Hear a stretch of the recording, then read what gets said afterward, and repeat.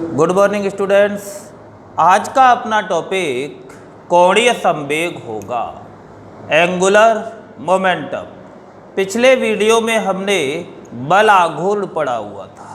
आज हम कोणीय संवेग पढ़ेंगे। बल आघूर्ण क्या था? बल का आघूर्ण। और कोणीय संवेग क्या होगा? रेखीय संवेग का आघूर्ण। वैसा ही टॉपिक है, बल आघूर्ण बल का आघूर्ण था। कोणीय संवेग रेखीय संवेग का आघूर्ण है। रेखीय गति में जो महत्व संवेग का है, रेखीय गति में जो महत्व रेखीय संवेग का है, घूर्णन गति में वही महत्व कोणीय संवेग का है। तो कोणीय संवेग घूर्णन गति में एक महत्वपूर्ण टॉपिक है। तो आज हम इस कोणीय संवेग पर डिस्कस करेंगे। आपने देखा होगा कई बार कि इलेक्ट्रॉन का नाभिक के परितः कोणीय संवेग, ग्रह का सूर्य के परितः कोणीय संवेग, उपग्रह का ग्रह के परितः कोणीय संवेग। आज वही ये कोणीय संवेग है जिस पर हम चर्चा कर रहे हैं। तो देखना, कोणीय संवेग रेखीय संवेग का आघूर्ण होता है। दैट इज कोणीय संवेग बराबर रेखीय संवेग का आघूर्ण। बल का आघूर्ण बल आघूर्ण था, तो कोणीय संवेग रेखीय संवेग का आघूर्ण होगा। Moment of linear momentum is called angular momentum. तो रेखीय संवेग का आघूर्ण ही कोणीय संवेग कहलाता है। अब इसकी परिभाषा हम सरल रूप में लेते हैं। किसी दृढ़ पिंड का, किसी दृढ़ पिंड के किसी कण का किसी घूर्णन अक्ष के परितः कोणीय संवेग उसके रेखीय संवेग का आघूर्ण होता है। किसी दृढ़ पिंड के किसी कण का किसी घूर्णन अक्ष के परितः कोणीय संवेग रेखीय संवेग का आघूर्ण होता है। तो इस कोणीय संवेग को J या L से प्रदर्शित किया जाता है और यह एक सदिश राशि होती है। कैसी राशि होती है? सदिश। आपने पढ़ा है बल आघूर्ण बल गुणा लंबवत दूरी। तो कोणीय संवेग क्या होगा? रेखीय संवेग, रेखीय संवेग इनटू लंबवत दूरी। बल आघूर्ण था बल गुणा लंबवत दूरी, तो कोणीय संवेग क्या होगा? रेखीय संवेग इनटू लंबवत दूरी। ये दूरी घूर्णन अक्ष से ली जाती है, तो इसका फॉर्मूला क्या बना? रेखीय संवेग इनटू लंबवत दूरी या रेखीय संवेग का आघूर्ण। अब हम एक चित्र की सहायता से, जिस प्रकार हमने बल आघूर्ण पढ़ा हुआ था पिछले वीडियो में, वैसे ही कोणीय संवेग को लेते हैं।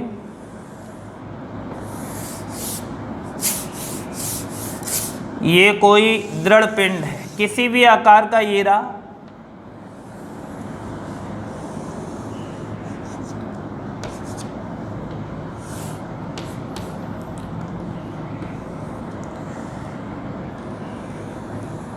इसमें ये एक कण है। ये कण बिंदु P पर है और इस कण की मूल बिंदु से पोजीशन कितनी है? R vector. इसका स्थिति सदिश R वेक्टर है, ये रहा। अब यहाँ पर कोई कण है, उसका द्रव्यमान कितना है, m द्रव्यमान है। तो संवेग देखना, संवेग ये ले लिया। पिछले वीडियो में हमने यहाँ क्या लिया था, बल। अब हमने यहाँ क्या ले लिया, संवेग p। अब इस संवेग की क्रिया रेखा पीछे ये रही, बल आघूर्ण था, बल गुणा लंबवत दूरी। तो जो संवेग होगा उसकी क्रिया रेखा ये जा रही है। तो देखना ये क्या है, इस संवेग की क्रिया रेखा। और जो पोजीशन वेक्टर है वो ये रहा इस दिशा में। तो इसके साथ ये कितना कोण बना रहा है, थीटा। तो ये क्रिया रेखा है। इस क्रिया रेखा पर यहाँ से घूर्णन अक्ष से लंब डाल दिया। तो ये कितने डिग्री का कोण बन गया, 90 डिग्री का। इस पॉइंट को हमने क्या दे दिया, n। ये रही क्रिया रेखा। ये कोण थीटा है तो ये कोण भी क्या होगा, थीटा होगा। अब हमें लंबवत दूरी कितनी हो गई, ON। तो इसका फॉर्मूला है रेखीय संवेग इंटू लंबवत दूरी। तो ये ON दूरी चाहिए। तो चित्र में त्रिभुज ONP में तो देखो यहाँ ये दूरी चाहिए हमें। और समकोण के सामने क्या होता है, कर्ण। थीटे के सामने क्या होता है, लंब। तो ये कर्ण अपने पास है और ON लंब हमें चाहिए।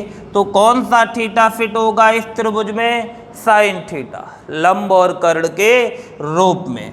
तो साइन थीटा बराबर लंब बटा कर्ण। अब लंब कितना है, ON, और कर्ण कितना है, OP। अब OP अपने पास है, ON है नहीं। तो ON बटा R। ये कितनी है, R दूरी। तो ON बराबर क्या हो गया,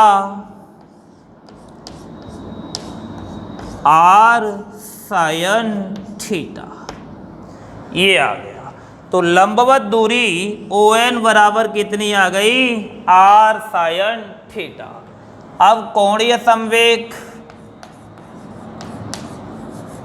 कोणीय संवेग बराबर होता है रेखीय संवेग इंटू लंबवत दूरी। तो लंबवत दूरी हमें पता है, कोणीय संवेग को किससे दिखाते हैं, J, कैपिटल J या L से। तो J बराबर क्या हो गया, रेखीय संवेग क्या होता है, P, और लंबवत दूरी कितनी है, ON। तो J बराबर क्या आ गया, P ऐसा का ऐसा, ON का मान कितना है, R sine theta. That is, इसका ये फॉर्मूला ये आ गया है। इसको ऐसे लिख दो, RP साइन थीटा।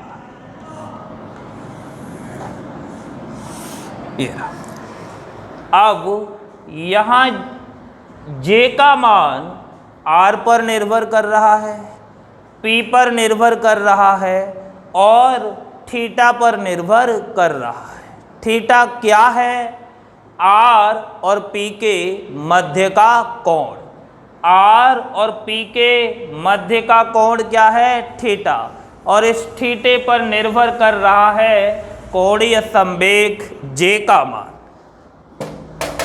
अब हम यहाँ स्थिति लेते हैं, कंडीशन फर्स्ट। यदि थीटा बराबर 0 डिग्री हो, जब थीटा बराबर 0 डिग्री होगा तो देखना क्या होगा, ये P कहाँ आ जाएगा, इस सीध में।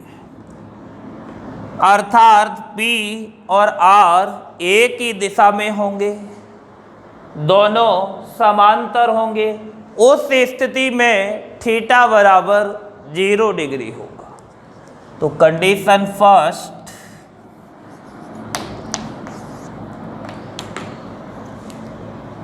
यदि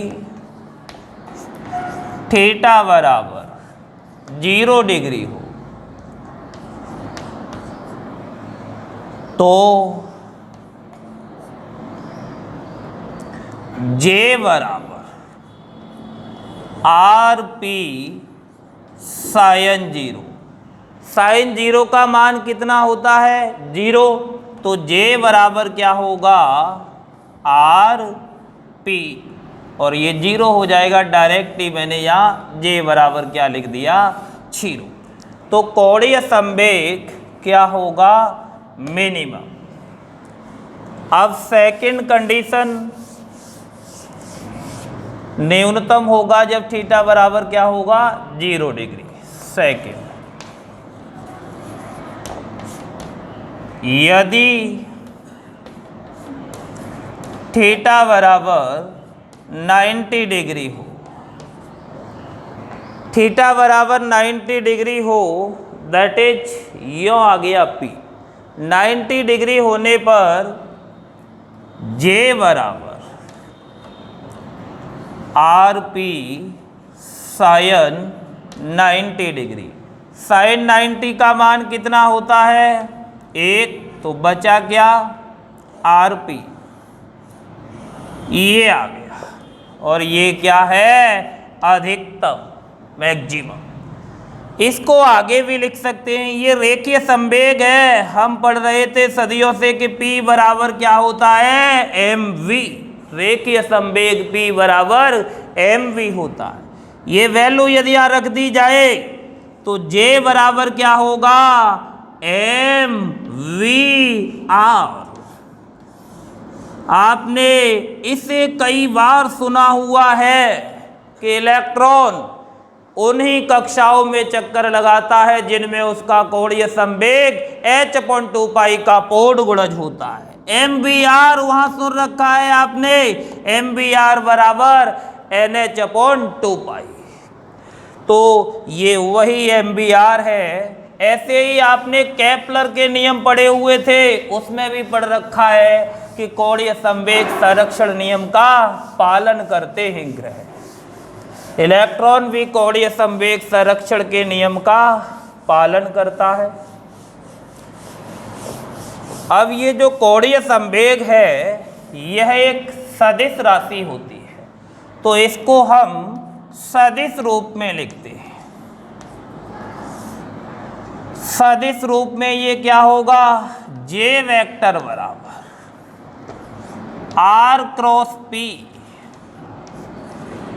कोणीय संवेग का सदिश रूप आपने बल आघूर्ण का पढ़ा हुआ था, टॉर्क बराबर R cross P, R cross F। तो कोणीय संवेग क्या होगा? R cross P। तो देखना, ये सदिश राशि है और संवेग भी सदिश राशि है। ये दो सदिश गुणा कर रहे हैं और इनके गुणनफल से जो राशि प्राप्त हो रही है वो एक सदिश राशि प्राप्त हो रही है। तो ये दो सदिशों का सदिश गुणनफल कहलाएगा। इससे हमें एक सदिश राशि प्राप्त होती है। अब देखना, इस कोणीय संवेग J की दिशा जो होती है वो दाहिने हाथ के पेच के नियम से दी जाती है। दाहिने हाथ के पेच के नियम से दी जाती है और R तथा P के तल के लंबवत होती है और घूर्णन अक्ष के अनुदिश होती है। तो R और P के तल के लंबवत और घूर्णन अक्ष के अनुदिश यदि पेच एंटी क्लॉकवाइज घूमता है, एंटी क्लॉकवाइज पेच घूमेगा तो पेच निकल के कहाँ पर आएगा? बाहर। और पेच निकल के बाहर आएगा तो उस कंडीशन में कोणीय संवेग क्या होगा? धनात्मक। यदि पेच दाहिने हाथ से यदि पेच को क्लॉकवाइज घुमा दिया जाए, घड़ी की सुई की दिशा में घुमा दिया जाए, तो पेच देखो ये रहा, घड़ी की सुई की दिशा में घुमाओगे तो पेच कहाँ जाएगा? अंदर। उस स्थिति में कोणीय संवेग क्या होगा? ऋणात्मक होगा। अब हम कोणीय संवेग का मात्रक निकालते हैं। मात्रक अभी अभी आपने पढ़ा था कि J बराबर mv/r, तो कोणीय संवेग J बराबर क्या होता है? mv/r। अब इस m द्रव्यमान है, तो ये द्रव्यमान को किस में लिया जाएगा? kg में। और वेग का मात्रक मीटर पर सेकेंड। और ये r क्या है? दूरी किस में मापी जाएगी? मीटर में। तो आप देख रहे हो क्या बन गया ये? kg metre square upon second. Metre से मीटर गुणा कर गया तो kg metre square upon second. ये कोणीय संवेग का क्या है? मात्रक है। कोणीय संवेग का जो मात्रक है वो ये रहा। अब हम इसकी विमा निकालें, तो विमा निकालते हैं। विमा kg की जगह m1 और मीटर l, मीटर के लिए क्या आएगा? l2 है तो 2, और ये सेकंड अपॉन में है तो ये t कहाँ आ गया? ये। इसको ऊपर ले जाओगे तो t की घात माइनस हो जाएगी, तो t - 1। तो इसका जो बेमिय सूत्र है, dimensional formula m1 l2 t - 1 होता है। ये बेमिय सूत्र ध्यान में रखना है आपको। अच्छा टॉपिक है कि कोणीय संवेग की विमा क्या होती है। अगर इसको सेकंड अपॉन सेकंड से गुणा कर दिया जाए, समझना एक महत्वपूर्ण तथ्य, इसी वैल्यू को, ये जो मात्रक है सेकंड इंटू सेकंड कर दे हम, कुछ इफेक्ट नहीं पड़ेगा, सेकंड से सेकंड कट रहा है, लेकिन यह कुछ दिखाई देगा। तो देखना क्या होगा? kg metre square upon second, ये यहाँ गुणा करेगा सेकंड स्क्वायर इनटू ये सेकंड बच रहा वो ये आ गया। देखना kg ऐसा का ऐसा, मीटर स्क्वायर ऐसा का ऐसा, ये सेकंड ये आ गया, इस सेकंड ने यहाँ क्या कर दिया? Second square. अब ये कुछ है, इसे आपने कुछ कहा था, और ये क्या था? Joule into second. अब जूल सेकेंड एक नया रूप आ गया, लेकिन हम कोणीय संवेग के मात्रक को जूल सेकेंड नहीं कहेंगे, क्योंकि कोणीय संवेग एक सदिश राशि होती है, और जूल सेकेंड ये जो वैल्यू है, ये जो मात्रक है, प्लांक नियतांक का मात्रक होता है, और वो एक अदिश राशि होती है।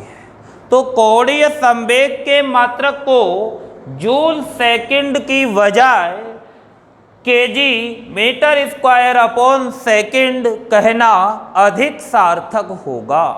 तो आप इसका मात्रक ये ही लिखोगे, न कि जूल सेकेंड। आपने प्लांक नियतांक पढ़ा हुआ है, E बराबर h न्यू होता है, दैट इज h बराबर E अपॉन न्यू होता है। अब ये जो न्यू है वो आवृत्ति है, और E क्या है? ऊर्जा। तो E जूल में होगी, और आवृत्ति होती है 1/आवर्त काल। 1 बटा आवर्तकाल, 1 अपॉन आवर्तकाल, 1 अपॉन टाइम पीरियड। तो आवर्तकाल का जो मात्रक होता है वो सेकंड होता है। तो मैं यहाँ आवृत्ति को लिखूँ तो ये क्या लिखा जाएगा, 1 अपॉन टी टाइम पीरियड। अब ये किस में मापा जाएगा, सेकंड में। तो आवृत्ति का मात्रक क्या आ गया, 1 अपॉन सेकंड, और सेकंड कहाँ जाएगा, ऊपर। तो क्या बन गया, जूल इंटू सेकंड। तो जूल सेकंड किसका मात्रक है, प्लांक नियतांक का। तो प्लांक नियतांक एक अदिश राशि है और कोणीय संवेग एक सदिश राशि है। तो हम कोणीय संवेग का मात्रक यही लिखेंगे, न कि ये। अब हम यदि विमा निकालें इसकी विमा निकालें तो देखो क्या निकल के आएगी, जूल क्या है, kg metre square upon second square, और ये सेकंड।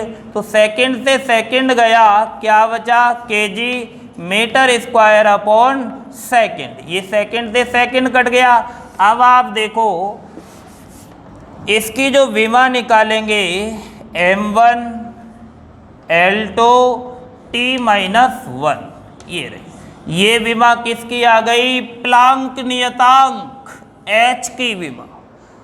अब आप देखो प्लांक नियतांक के h की विमा कोणीय संवेग की विमा के बराबर है। दैट इज, कंपटीशन में पूछा जाता है कि कोणीय संवेग की विमा किसके बराबर होती है, तो वो राशि देखो, ये रिजल्ट ये रहा, वो कौन है, प्लांक नियतांक, प्लांक स्थिरांक। तो प्लांक स्थिरांक की विमा कोणीय संवेग की विमा के बराबर होती है।